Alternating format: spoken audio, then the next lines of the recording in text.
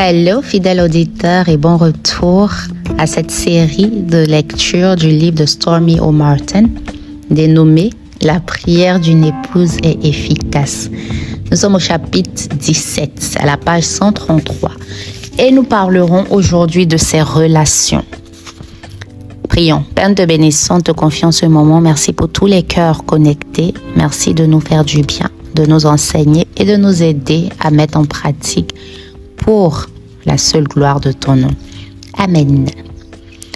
L'isolement est malsain. Nous avons tous besoin de l'influence des gens dignes de confiance qui nous aideront à rester sur le bon chemin. Chaque couple marié devrait avoir au moins 2 couples de chrétiens solides avec lesquels partager encouragement, force et soutien à partir de la richesse de leur vie. Fréquenter de telles personnes est édifiant, enrichissant, équilibrant et réjouissant. Cela nous aide à garder une bonne perspective des choses quand les événements semblent nous échapper. Nous pouvons peu à peu reproduire dans nos vies les qualités des autres, ce qui est excellent pour le couple. Je me souviens d'un jour où Michael et moi, nous nous sommes disputés juste avant de nous rendre chez un ami couple qui nous avait invités à souper. Pendant le trajet, nous n'avons pas échangé un mot et je ne faisais que me demander comment passer cette soirée agréablement pour que l'autre couple ne se sente pas mal à l'aise. En arrivant, la chaleur, l'amour et la profondeur spirituelle que nous avons ressenties ont infecté nos pensées et nos sentiments. Très vite, nous avons ri et parlé ensemble, passant du bon temps, oubliant tout ce qui s'est passé juste avant. Ces amis-là n'étaient pas simplement du genre à créer une bonne ambiance le temps d'une soirée, ils étaient animés de la joie du Seigneur, joie qui nous a contaminés. Nous avons aussi vécu la situation exactement inverse. Il est souvent arrivé que des couples en pleine crise conjugale viennent dîner chez nous et repartent avec la paix dans leur cœur. Un couple en particulier nous avait juste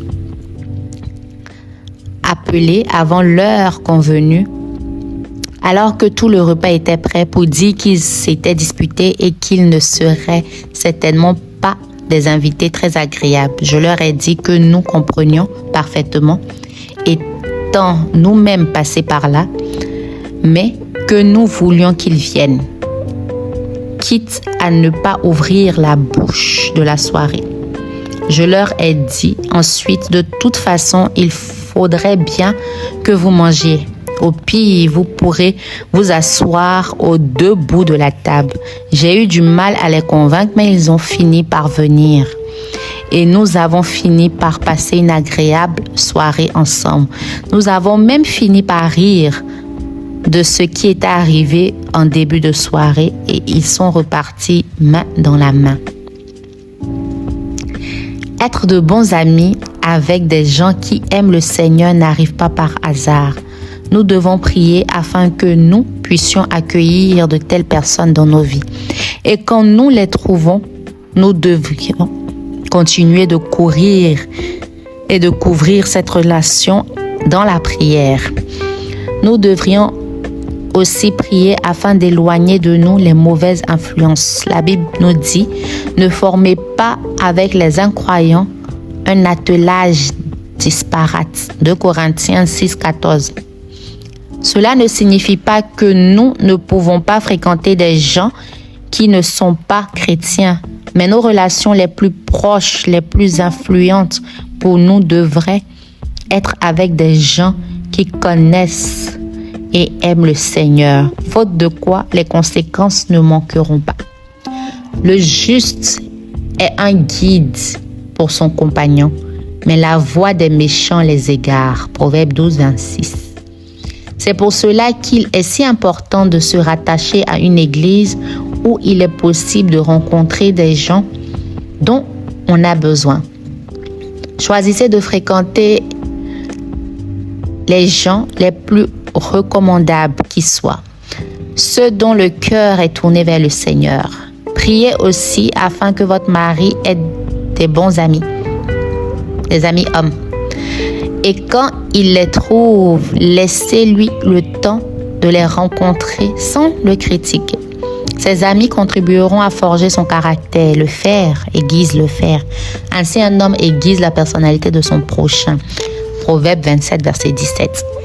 Ils seront pour lui une bonne influence. L'huile et le parfum réjouissent le cœur et la douceur d'un ami vaut mieux que les conseils qu'on se donne à soi-même. Proverbe 27, verset 9. Bien sûr, si ces relations deviennent trop prenantes, priez pour un bon équilibre. Après que nous ayons eu nos enfants, Michael travaillait nuit et jour pendant la semaine. Il passait ensuite ses week-ends sur les coups de golf ou à des matchs de baseball ou de football avec ses amis. Nous nous sommes souvent disputés amèrement à ce sujet, mais il n'y a eu pas de changement jusqu'à ce que je me mette à prier Dieu de le convaincre et d'attacher son cœur à la maison. Dieu a fait les choses bien mieux que je ne l'aurais jamais pu. Les hommes ont souvent moins d'amis que les femmes parce que leur temps est largement consumé par leur carrière. Ils ne prennent pas toujours la peine de développer des amitiés proches comme nous les femmes. C'est là où la prière peut faire la différence. Même si votre mari n'est pas chrétien, vous pouvez quand même prier pour qu'il ait de bons amis qui aiment Dieu. Le mari d'une de mes amies proches n'est pas chrétien. Nous avons souvent prié pour lui afin qu'il ait des amis chrétiens et qu'il soit en contact avec des croyants à son travail. Dieu a mis tant de chrétiens sur sa route que nous rions en pensant à la façon dont le Seigneur l'a encerclé. Priez pour toutes les relations de votre mari. Il a besoin d'entretenir de bonnes relations avec ses parents, ses frères, ses sœurs, ses oncles, ses tantes, ses cousines, ses collègues, ses voisins, etc. Priez qu'aucune de ces relations ne soit ternie par une incapacité à pardonner. Un mari torturé par l'amertume n'est pas beau à voir. La prière du jour. Seigneur, je te prie, et vous dites le nom de votre mari, afin qu'il ait de bons amis, des hommes chrétiens avec lesquels il puisse partager à cœur ouvert ce qu'il vit. Puisse-t-il être des hommes dignes de confiance qui lui parleront avec vérité et non pas seulement pour lui dire ce qu'il aimerait entendre. Donne-lui le discernement de se séparer de quiconque n'aurait pas sur lui une bonne influence. Montre-lui l'importance d'avoir des amis dignes de confiance et aide-moi à l'encourager à entretenir ses amitiés. Donne-nous des couples chrétiens avec lesquels nous soyons suffisamment en confiance pour partager ce que nous vivons. Je te prie de lui accorder des relations fortes et paisibles avec chaque membre de sa famille, ses voisins, ses connaissances, ses collègues. Je te prie spécialement aujourd'hui pour sa relation avec, et vous dites le nom de la personne. Permets une bonne communication et une acceptation mutuelle. Permets qu'il ait réconciliation là où existe quelques tensions. Instaure ta paix dans tout ce qui doit être réglé. Je prie que dans son cœur, il honore son père et sa mère afin qu'ils vivent longtemps et dans la bénédiction. Exode 20, verset 12. Rends-le capable de pardonner et de ne pas entretenir de rancune dans son cœur contre quiconque. Seigneur, tu as dit dans ta parole, mais celui qui a de la haine pour son frère est dans les ténèbres. Il marche dans les ténèbres et ne sait où il va parce que les ténèbres ont rendu ses yeux aveugles. 1 Jean 2, verset 11. Je prie que mon mari ne soit jamais aveuglé par les ténèbres de la rancœur mais qu'il marche continuellement dans la lumière du pardon. Qu'il ne juge pas et ne méprise jamais personne, mais qu'il se souvienne que nous comparaîtrons tous devant le tribunal de Dieu. Romains 14, 10.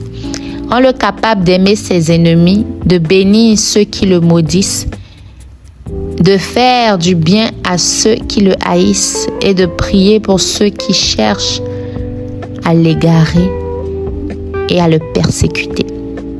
Je te prie de m'aider à être sa meilleure amie et que notre amitié continue de grandir. Montre-lui ce qu'est un véritable ami et aide-le à en être un. Amen. Quelques précieuses ressources. Hébreux 10, 24 à 25 qui dit « Veillons les uns sur les autres pour nous inciter à l'amour et aux œuvres bonnes. N'abandonnons pas notre assemblée comme c'est la coutume de quelques-uns, mais exhortons-nous mutuellement. Et cela d'autant plus que vous voyez le jour s'approcher. Matthieu 5, 23 à 24. Si donc tu présentes ton offrande à l'autel et que là tu te souviennes que ton frère a quelque chose contre toi, laisse là ton offrande devant l'autel et va d'abord te réconcilier avec ton frère, puis viens présenter ton offrande. 1 Jean 1, verset 7. Mais si nous marchons dans la lumière comme il est lui-même dans la lumière, nous sommes en communion les uns avec les autres. Luc 17, versets 3 à 4. Prenez garde à vous-même. Si ton frère a péché, reprends-le. Et s'il se répand, pardonne-lui. Et s'il pêche contre toi 7 fois dans le jour, et que 7 fois il revient à toi en disant « Je me répands », tu lui pardonneras. Jean 13, verset 34 à 35. Je vous donne un commandement nouveau, aimez-vous les uns les autres, comme je vous ai aimé, vous aussi aimez-vous les uns les autres. À ceux-ci, tous connaîtront que vous êtes mes disciples si vous avez de l'amour les uns pour les autres. Ainsi prend fin le chapitre sur ces relations. Nous apprenons beaucoup. Le pardon est divin. Et Dieu nous recommande à le faire. C'est avec joie que je vous ai servi. Rendez-vous dans le prochain épisode où nous parlerons de son rôle de père. Merci de partager, de laisser un commentaire, de liker et de vous abonner si ce n'est pas encore fait. Moi, c'est Souveraine. Shalom.